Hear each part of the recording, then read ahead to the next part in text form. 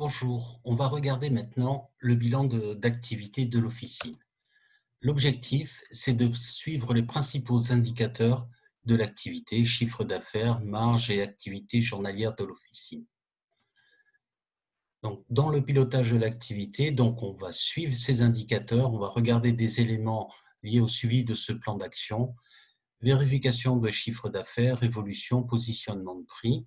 Et l'idée, c'est de commencer à identifier ce sur quoi on va pouvoir agir.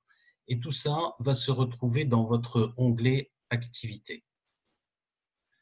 Voilà, sur votre tableau de bord, vous allez avoir à l'activité globale. Cet onglet se décompose en 7 onglets. Activité globale, activité hors ordonnance, activité ordonnance. Donc c'est le même, sauf qu'on aura deux domaines différents. L'activité quotidienne moyenne, un focus sur l'activité et l'activité par produit et taux de TVA.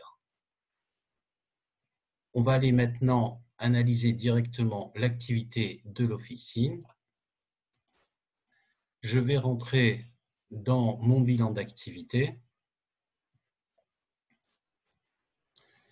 Et là va s'afficher le tableau de bord avec trois grands tableaux. Alors d'abord, on peut choisir une période de date, mais en général, dès le départ, il arrive sur les 12 derniers mois. Et je constate que cette officine a fait une croissance de 4,5% de chiffre d'affaires, qui proviennent de 1,3% du nombre de clients qui ont été servis et de 3,2% de panier moyen, de croissance de 3,2% du panier moyen. Si je le décompose, cette officine a gagné pratiquement 900 clients et elle a pris donc 1,10 € de chiffre par client qui est passé. Donc c'est l'équipe qui a beaucoup travaillé et cette croissance s'explique par ces deux éléments. Deuxième élément, on va regarder l'activité hors ordonnance. Donc, l'officine, à nouveau, je regarde, elle a 4,4% de croissance, 1,9 lié au nombre de clients, 2,5 lié au panier. Donc, c'est bien l'équipe officinale qui a mieux travaillé tout le panier dans la relation avec ses clients. On a exactement la même chose sur la partie ordonnance. L'activité quotidienne moyenne permet de savoir quel est le chiffre que l'officine doit faire au jour le jour, à la fois en chiffre d'affaires, nombre de clients et panier moyen. Ça donne un indicateur pour savoir si la situation s'améliore ou se dégrade. Et on voit bien ici qu'en chiffre d'affaires quotidien moyen, c'est bien le travail de l'équipe qui draine effectivement la croissance du chiffre d'affaires. Sur le focus d'activité, ça va nous permettre de vérifier le nombre de jours ouvrés N-1, pour vérifier que tous les chiffres sont cohérents en termes de nombre de jours de l'année, et on compare le chiffre global par rapport au chiffre quotidien moyen.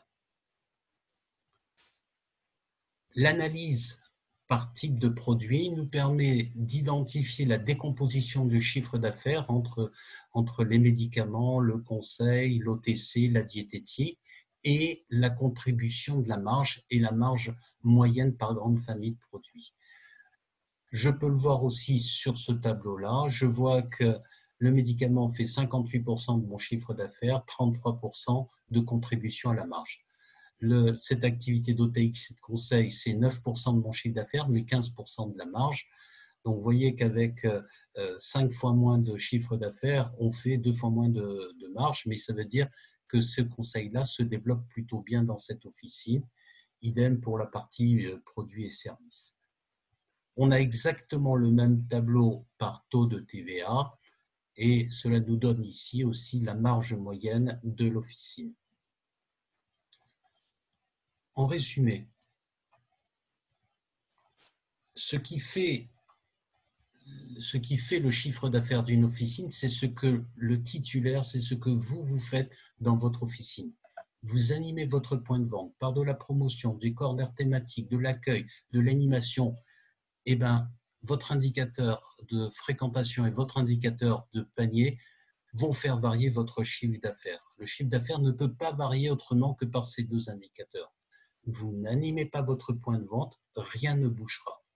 Donc, 2 indicateurs pour faire varier le chiffre d'affaires, travailler l'espace de vente, communiquer avec les clients, carte de fidélité, tout ce qui va vous permettre de drainer du client à la pharmacie. Pour développer le panier, il faut développer la formation de l'équipe officinale, améliorer l'accueil. N'oubliez pas que votre application est aussi disponible dans votre smartphone.